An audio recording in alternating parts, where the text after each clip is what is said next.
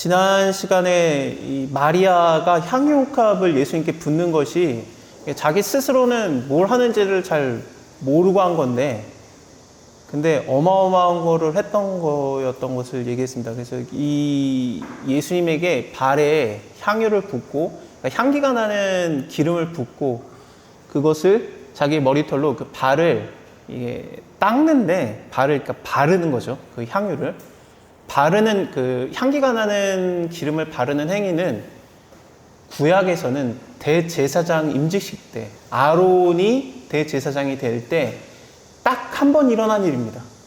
모세가 해줬어요. 모세라는 율법의 인격화된 존재 같은 그 자가, 이 율법이라는 게 엄청나게 크죠. 율법 안에 예배법이 있어요. 그래서 예배법이 더 작아요, 율법보다. 그래서 대제사장은 예배 주도자이지 않습니까? 그래서 모세는 율법 자체 같은 존재고, 아론은 예배법의 존재 같은 존재이기 때문에 모세가 훨씬 커요. 율법 안에 예배법이 있으니까. 그래서 더 큰 존재가, 더 큰 모세라는 존재가 대제사장에게 기름을 붓고 바르는 행위를 했는데, 그러면 예수님은 율법 정도가 아니라 하나님의 말씀 자체인데, 말씀 자체 안에 모든 게 다 들어가죠. 왜냐하면 말씀으로 모든 게 세상이 창조됐기 때문에. 그래서 하나님의 말씀 존재 자체인 예수님한테 기름을 부으려면은 예수님보다 더 커야 돼요. 그 존재가 세상에 어디 있어요? 근데 그것을 놀랍게도 마리아에게 하나님이 맡기신 겁니다. 마리아가 예수님에게 기름을 부어주고 발라주면서 마치 예수님이, 말씀이신 예수님이 대제사장으로 임직식을 하는 듯한 그런 것을 보여줬던 게 저번 시간이었습니다. 그래서 신학을 하고 성경을 하는 제 입장에서는 이 말씀을 대할 때마다 너무 대단하다. 하나님이 이 마리아를 모세보다 더 크게 쓰셨구나라는 게 느껴졌습니다. 어떻게 모세보다 더 큰 자가 있겠습니까? 하지만 예수님의 제자들한테 하는 얘기를 통해서도 보면은 세례 요한보다 더 큰 자가 없지. 그거보다 더 큰 자도 없어. 하지만 너네가 더 커. 라고 제자들한테 말씀하셨어요.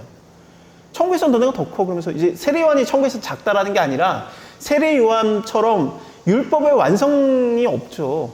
태어날 때부터 성령이 감동이 돼가지고 그 뱃속에서부터, 마리아가 왔을 때 뱃속에서부터 춤을 췄고 성령에 충만해서, 그리고 태어날 때 가브리엘이 와가지고 일단 태어난다라는 거 말하는 것 자체가 급이 달라요.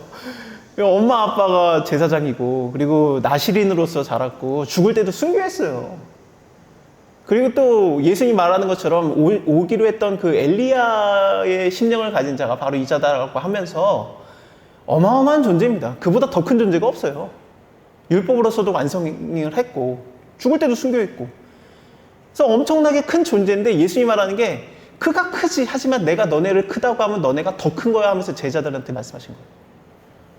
아니, 예수님이 그렇게 인정하겠다는데 얘가 더 잘 못했는데요. 얘는 닭이 울기 전에 3번 예수님 눈 똑바로 쳐다보면서 부인했는데요.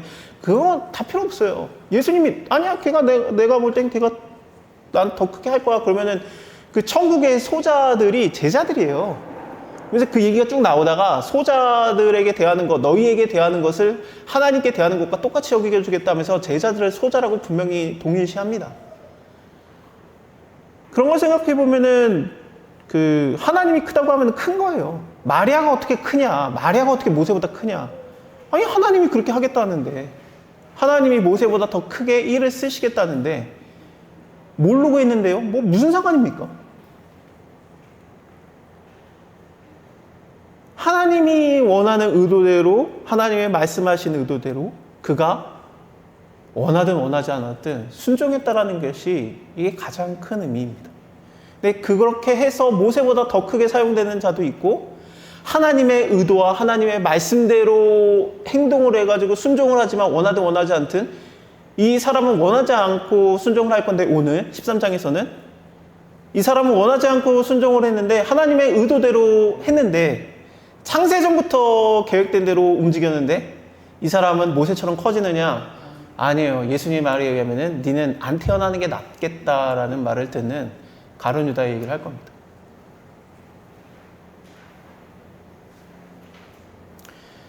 저는 이 두 개가 12장, 13장에 나온다라는 게 참 재밌다고 생각합니다. 물론 저만 재밌습니다.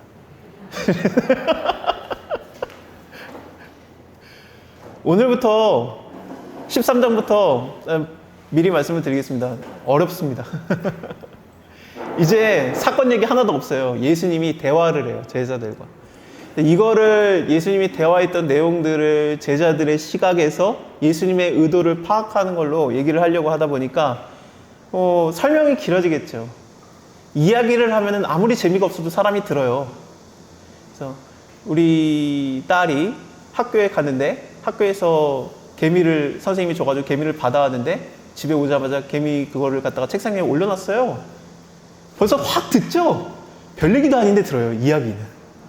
그렇죠? 근데 그 개미의 의미가 무엇이냐면은 그럼 벌써 이제 딱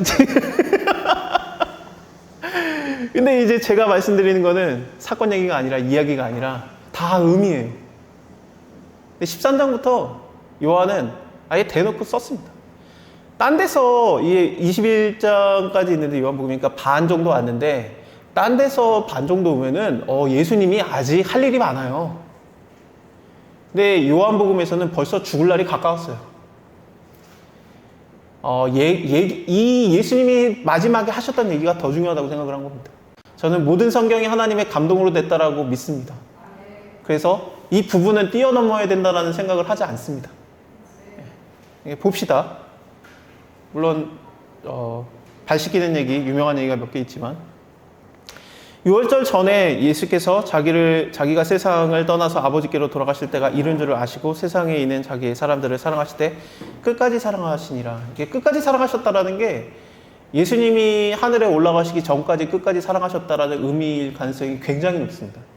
그래서 누구누구를 사랑하셨는가? 자기의 제자들을 사랑하시는데 가룟 유다도 제자예요.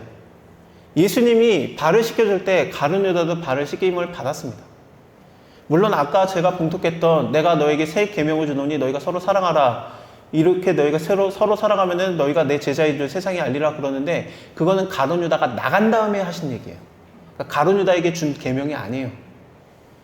그러니까 가룟 유다가 분명히 제외되는 건 있는데 발 씻기실 때도 가룟 유다가 함께 있었고 그리고 21절을 먼저 보여드리면은 심령에 민망하여 증거하여 가라사대 내가 진실로 너에게 이르노니 너희 중에 하나가 나를 팔리라 하시는데 이 심령이 민망하다라는 게 이게 11장에서 그 나사로가 죽었다는 것 때문에 마리아가 뛰어와가지고 그냥 울어버렸을 때 그 우는 걸 보시고 심령에 통분이 여기시고 민망히 여기사라는 말이 있어요. 똑같은 단어입니다. 이 말은 뭐냐면은 자기의 사랑하시는 나사로가 죽음을 인해서 자기의 사랑하는 마리아가 우는 것을 보고 그 슬픔에 같이 통감했던 그 민망히 여김을 가룟 유다가 자기를 팔리라라는 것과 동일하게 보시는 겁니다. 가룟 유다가 자기를 배반할 거라는 게 분하고 화가 나고 그러는 내용이 아니라 가룟 유다가 자기를 버릴 거라는 그 안타까움이 예수님께서는 그것을 마치 마리아의 눈물만큼이나 같이 힘들어 하셨던 겁니다. 예수님의 사랑의 크기는 도대체 얼마나입니까? 여러분들 예수님이 죽어서 우리가 다 구원받은 겁니다. 그래서 우리도 예수님을 따라서 죽어야 되는 게 예수님이 말하시는 너희가 서로 사랑하라입니다. 사랑이라는 것은 감정이 아니라 정확하게 죽으라는 얘기입니다. 친구를 위해서 목숨을 버리는 것보다 더 큰 사랑은 없나니 라고 예수님이 곧 말씀하실 겁니다. 요한복음에서 나오는 사랑은 죽으라는 얘기입니다. 나 그 자매를 너무 사랑해. 내 심장이 뛰어요. 예수 안 믿어도 심장이 뛰어요.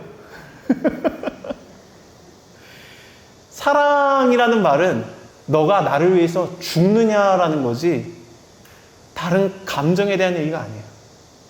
예수님이 우리를 얼마나 사랑하셨는지 우리를 위해서 죽으시고 우리가 다 그거에 대해서 구원을 받았는데 우리도 예수를 닮은 모습으로서 우리가 서로 사랑해서 남을 위해서 죽으면은 그 사람이 나보다 더 대단한 일을 하거나 의미 있는 일을 해야 됩니까?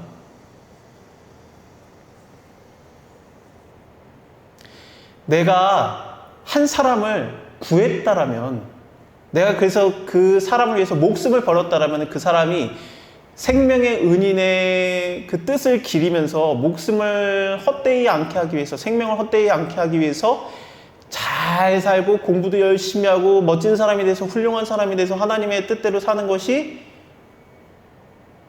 옳은 겁니까?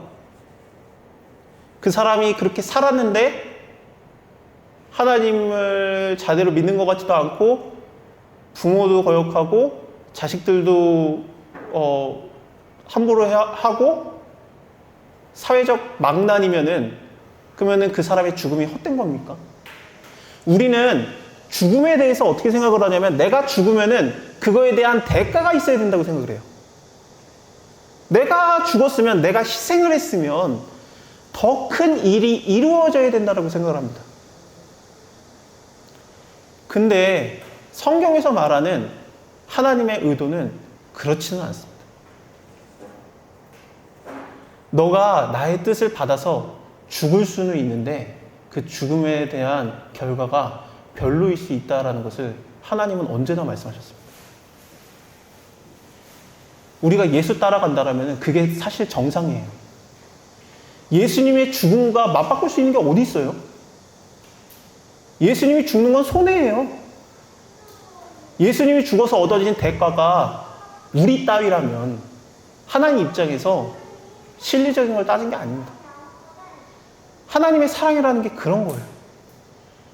내가 널 위해서 이만큼 했으니까 너는 잘 살아라. 내가 너를 위해서 이만큼 했으니까 너는 이렇게 해라라는 것을 하나님은 원하지 않고, 내가 그냥 너를 사랑하니까 너가 잘못되든 잘되든 나는 너를 위해서 죽겠다라는 게, 너를 사랑하겠다라는 게 하나님의 보이신 진짜 사랑입니다.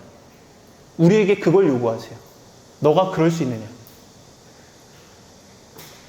의인을 위해서 죽기가 쉽지 않고 선인을 위해서 죽는 자가 혹 있거니와, 우리가 아직 죄인 되었을 때 그리스도께서 기약대로 죽으셨도다 해요. 아, 저 사람이 선하니까 내가 대신 죽는 게 옳겠지. 자, 죽는 거 너무 크니까 좀 가볍게 갑시다. 하나님의 뜻대로 이루어지는데, 하나님의 의도대로 이루어지는데, 예수님께서 제자들에게 하셨던 일이, 제자들만 모아놓고 하셨던 일이 뭐냐면은 발을 씻기는 거였어요. 발을 씻기면은 마음에 감동을 받아가지고 막 뭔가를 떠오르고, 이게 뭔가 의미가 있겠지. 의미가 있겠죠. 예수님께서 그 수건을 허리에다가 두르시고 발을 씻기시고 수건으로 닦이셨다는 내용이 나옵니다. 수건이라는 게 뭡니까? 우리 11장에서 봤잖아요. 죽었다가 부활했을 때 얼굴에 쓰고 있었던 게 수건이에요.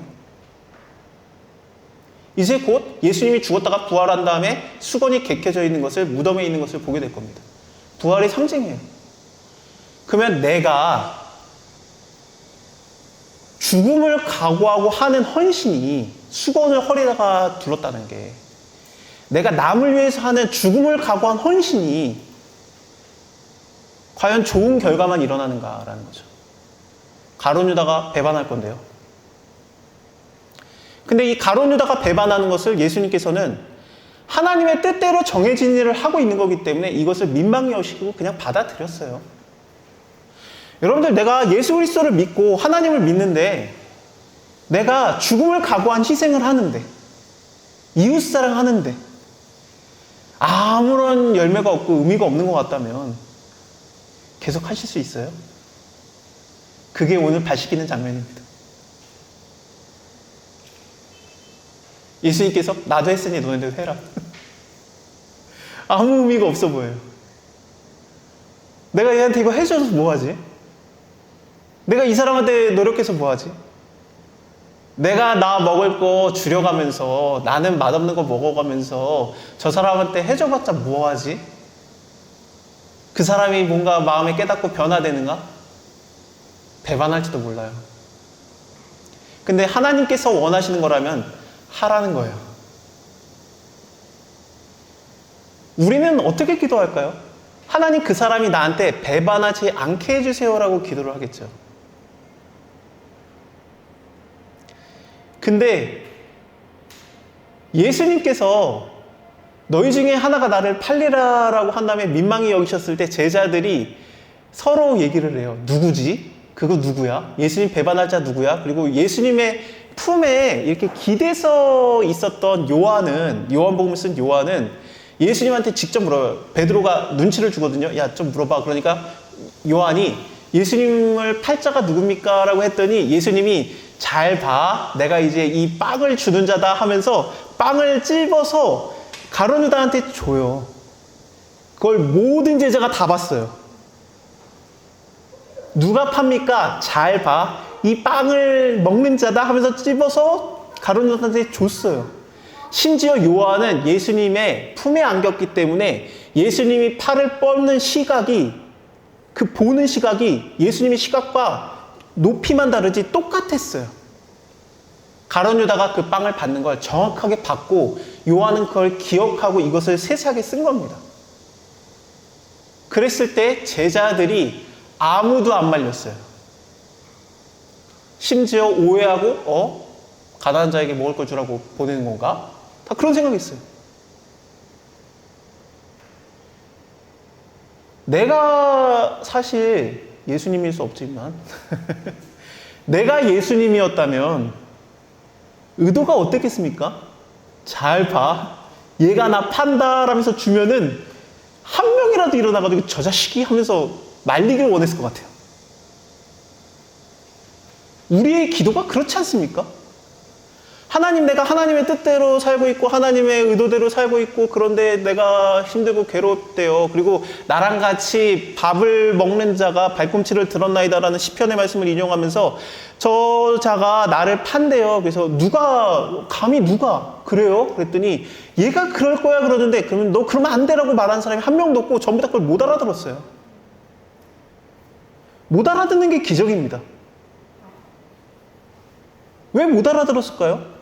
하나님의 의도가 이루어져야 되거든요. 그래서 배반을 당하고 아무도 안 말린 거예요. 내가 원하는 대로 이루어지지 않은 거예요. 하나님이 원하는 대로 이루어지다가 보니까 기적이 일어나서 아무도 나를 안 도와줘요.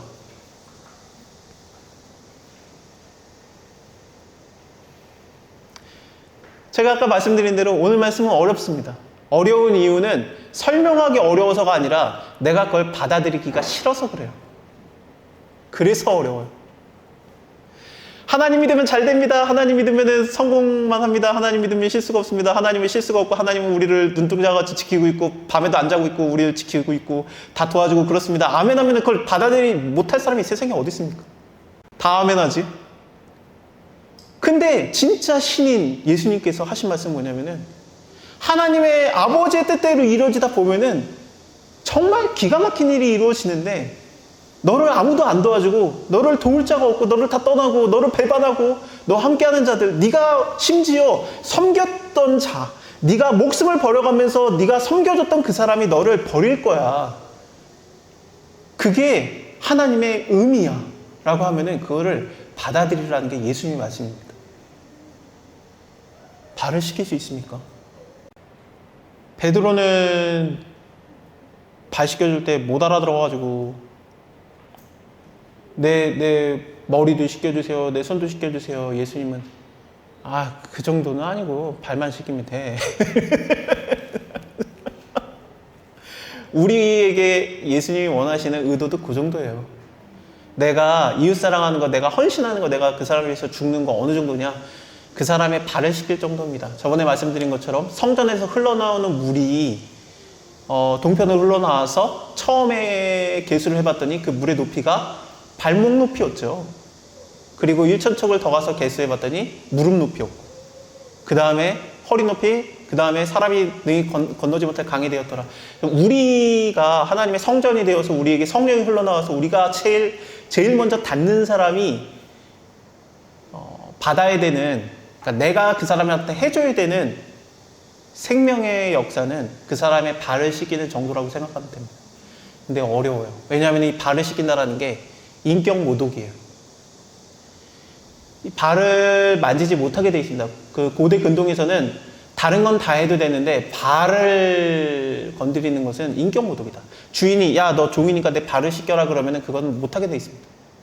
세례 요한이 예수님을 설명하면서 내 뒤에 오시는 자는 너무 대단해서 나는 그의 신발끈을 풀기도 감당치 못하겠다 그러는데, 신발끈을 풀어주는 것도 종이 하면 안 되는 일이에요. 이건 인격 모독이다라고 봤어요. 그래서 신발끈을 풀지 않습니다.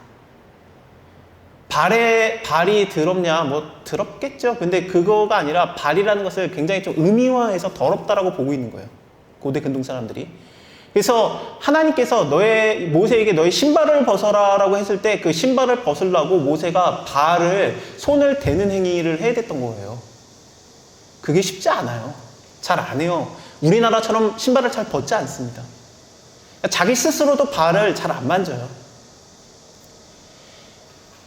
다윗과 요나단이 있을 때 서로가 사이가 좋았는데, 요나단은 그렇게 다윗 편이었는데 왜 하나님께서 요나단을 사울이 죽을 때 같이 죽였냐?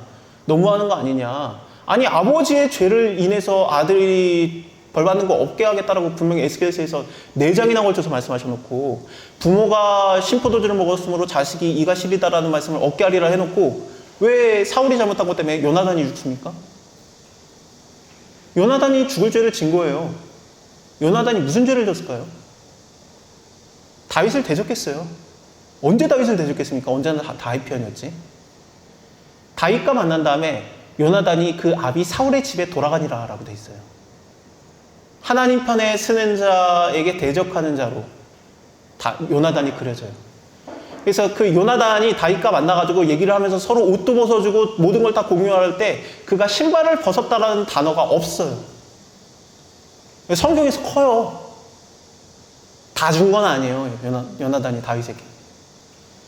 예수님이 너가 서로가 발을 씻겨줘라라는 것은 내가 그 사람에게 사랑을 공급하면서 인격적인 모독을 당한다라는 얘기입니다. 너에게 칭찬하는 자에게 네가 칭찬하면 무슨 상이 있으리요? 라는 산상수훈처럼 나를 인격 모독하는 자에게 내가 잘해주는 것이 바로 발을 씻기는 행위고 어려워요. 저번에도 이웃이 우리 가족이라고 그랬죠. 내 손에 닿는 자. 그리고 예수님의 말씀처럼 어떻습니까? 가족은 사람의 집안 식구가 원수로다라고 했죠. 그래서 원수를 사랑하면 가족을 사랑하면 됩니다. 가족만큼 인격 모독을 하는 존재가 없어요. 난 뭔가 당신한테 삐졌어. 나한테 그렇게 할 수 있어. 나를 깎아내리면 어떻게 하라면서 그 사람을 같이 화내면 안 돼요. 예수님이 말하는 건 뭐냐면은 그 사람이 사실 인격 모독을 한 것도 아니고 인격 모독을 했다라고 해도 네가 그 사람을 위해서 발을 씻길 수 있는 정도의 걸 해라라는 것을 하는 겁니다.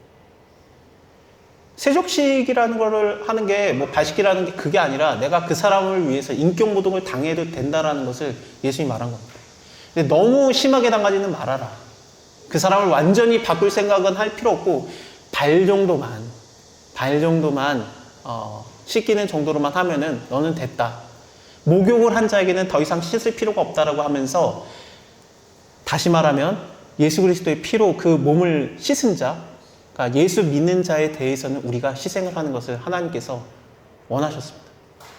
안 믿는 자에게 내가 고생하면서 애쓰면서 괴로워하는 것을 하나님이 원한 게 아닙니다. 먼저는 믿는 자에게요.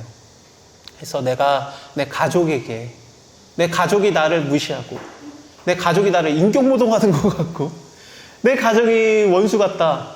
그에게 내가 사랑을 베풀고 있으면 내가 내 인격을 눌러가면서 내가 내 성질을 눌러가면서 그 사람을 돕고 있으면 예수님께서 말씀하시는 요한복음 13장을 우리가 순종하고 있는 겁니다. 어려워요. 근데 의미도 없어 보이는데 하나님 원하시는 건 뭐냐면 하라는 거예요. 말씀은 반드시 이루어져요. 그래서 가룟 유다가 예수님을 팔 때 그것을 아무도 막지 못한 겁니다.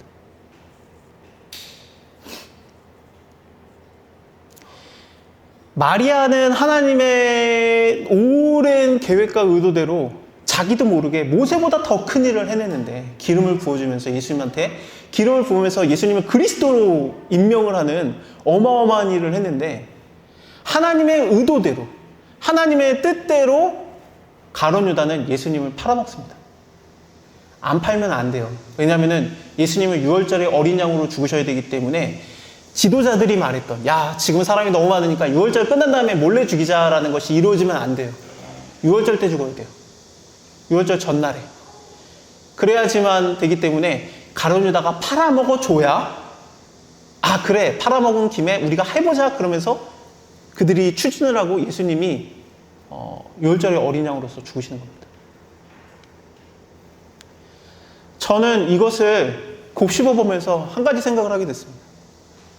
우리가 세상을 살면서 기가 막힌 괴로움들을 당해요.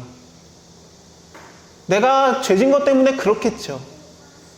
내 죄 때문에 그런 거 맞는데 그거에 대한 죄에 대한 대가, 범죄에 대한 대가를 받는 거 맞는데 아니 그렇게까지 딱히 잘못한 것 같지는 않은데 뭔가 괴로움을 당하고 있고 힘듦을 당하고 있고 하나님 내 고통의 뜻은 뭡니까? 내 병의 의미는 뭡니까? 사람들이 병에도 의미가 있어요. 고난이 축복이라 고난을 통해서 주의 율례를 배웠나이다. 아니 주의 율례를 그냥 배우고 싶은 거죠. 고난 없이. 고난이 무슨 의미가 있어요? 고난은 고난이에요. 고난이 해결받는 게 의미가 있는 거지. 그러니까 기도하는 거 아닙니까? 하나님 내 삶의 의미를 다시 찾아주세요 하면서 기도하는 거죠. 하나님 나 왜 오늘 사고 당했을까요? 하나님 왜 이렇게 됐어요? 그거를 내 주변 사람들이 아무도 안 말렸고 아무도 못 말리는 기적이 일어났다라면 혹시 그냥 하나님 원하시는 거 아닌가요? 그걸 하나님의 선하심으로 여러분들이 받아들이실 수 있습니까? 예수님은 그걸 하셨어요. 베드로야 네가 나를 닭이 울기 전에 3번 부인하리라. 베드로마저도 부인하는 것을 예수님은 하나님의 뜻으로 받아들이고 담담하게 얘기를 하신 겁니다. 그리고 내가 너를 위해서 인격모독을 당할 건데 너가 다시 회개할 수 있게 내가 기도할게. 사탄이 나한테 청구했어. 너를 밀가부로 타려고 청구했어. 사탄이 나한테 와서 예수님 배반할 건데 예수님 눈 똑바로 쳐다보면서 3번 욕할 건데 가룟 유다보다 더 못됐는데 가룟 유다는 1번인데 얘는 3번인데 내가 얘 데려가도 돼요? 예수님도 얘 데리고 있는 거 싫잖아. 가룟 유다도 마음에 안 드실 텐데 베드로는 더한 놈이에요. 내가 주를 위해서 죽을지언정 내가 주를 위해서 주를 따라가겠나이다. 그딴 말하는 놈 완전히 앞과 뒤가 다르잖아요. 예수님 외식하는 거 싫어하잖아요. 얘는 하나님이 구원 안 해도 되는 애 아니에요? 라고 밀가부로 청구한 거예요. 사단이. 예수님이 그거에 대해서 뭐라고 했겠습니까? 나는 네가 무너지지 않기를 하나님께 기도했다라고 얘기하셨어요. 왜 베드로가 회개했을까요? 갑자기 양심의 가책을 왜 받아서 회개했을까요? 가룟 유다는 양심의 가책을 받아가지고 자살을 했는데 왜 베드로는 회개를 하고 감히 다시 교회의 수장이 됐을까요? 예수님의 기도 덕분이에요. 예수님이 받아들인 거예요. 그가 나를 버리고 내가 인격모독당하고 고난당하는 거 아무 의미 없는데 그래도 내가 걔를 받아들일 거야 라는 예수님의 사랑이에요. 여러분들 사랑이라는 게 도대체 뭘까요? 성경에서 말하는 사랑. 사랑보다 더 큰 은사가 없다라고 바울도 말하죠. 하나님한테 받아야 되는 은사입니다. 안 받으면 못해요. 왜냐하면 목숨이니까. 내가 그 사람을 위해서 죽는 거, 그 사람을 위해서 사랑을 하기 때문에 내가 죽는 거, 그 희생을 하는 거 내가 못해요. 하지만 하나님께서 언젠가 나에게 마음을 주셔가지고 내가 그것을 이루게 만드십니다. 뭔가를 해요. 다른 존재를 위해서. 의미가 없어 보일지라도 그것을 내가 해요. 나를 대신해서 그 사람이 살아났다. 그 사람이 잘 사는 게 의미가 있는 게 아니라 하나님이 보시기에 네가 예수처럼 의미 없는 죽음을 당했다. 나의 말씀을 순종하기 위해서. 그것이 의미고 영광이다라고 말씀하십니다. 요한복음 13장의 가장 큰 핵심입니다. 내가 하는 희생이, 내가 하는 노력이 정말 안 풀리고 괴롭고 힘들고 못 받아들일 지경이고 심지어 거기서도 인격모독을 당하는데 그걸 통해서 하나님이 누군가를 살리고자 하셔서 나를 그렇게 몰아가셨다라면 피할 수도 없고 받아들이셔야 됩니다. 근데 그것을 받아들였을 때 뭔가 결과가 좋은 게 아니라 한 것 자체가, 말씀을 순종한 것 자체가, 말씀이 이루어지게 내가 희생한 것 자체가 하나님이 보시기에 네가 영광스럽다라고 보시는 거죠. 예수님께서는 내가 영광스럽게 되었고 또한 영화롭게 되리라라고 말씀하십니다. 이것을 언제 말씀하셨냐면은 가로등에다가 팔러 나갔을 때 얘기하셨어요.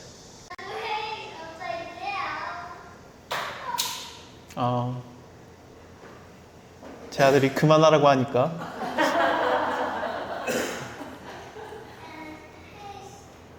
그만하겠습니다.